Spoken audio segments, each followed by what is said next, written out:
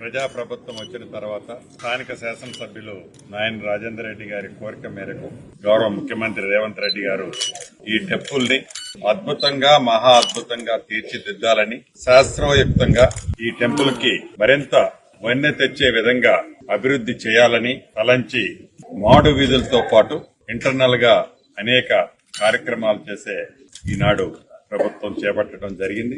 మాడు వీధులకు సంబంధించి formation completion అయింది. ఇప్పుడే పరిశీలించాం అధికారులతో కలిసి.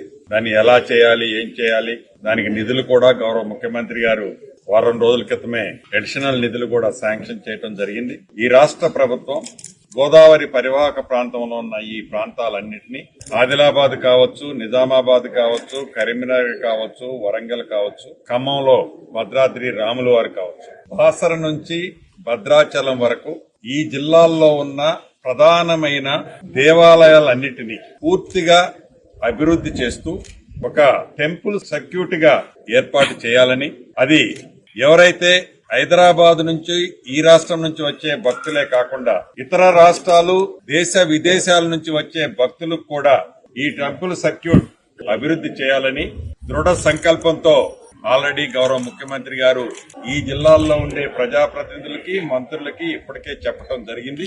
దీని మీద ఒక డిపిఆర్ ని కూడా ప్రిపేర్ చేయడానికి రాబోయే కొద్ది రోజుల్లోనే ఒక కమిటీ కాన్స్టిట్యూట్ అవుతుంది.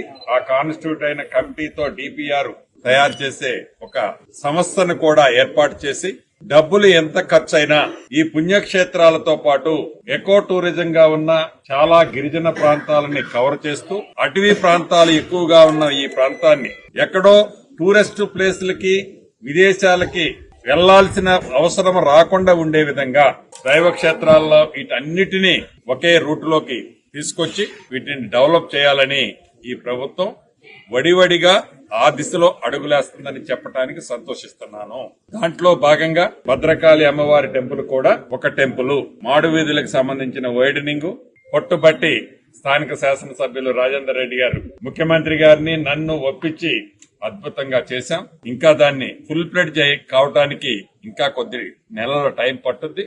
ఏదో కొంతమంది ఉద్దేశపూర్వకంగా ఈ ప్రభుత్వాన్ని గాని రాజేందర్ రెడ్డి గారిని గాని ఇక్కడ పనిచేసే అధికారులు కానీ చివరికి పూజారులను కూడా వదలకుండా నోటి దురదతో ఏవైతే మాటలు మాట్లాడుతున్నారో అది మానుకోవాలని వారి విజ్ఞతకే వదిలేస్తున్నానని తెలుపుకుంటూ సెలవు తీసుకుంటాను.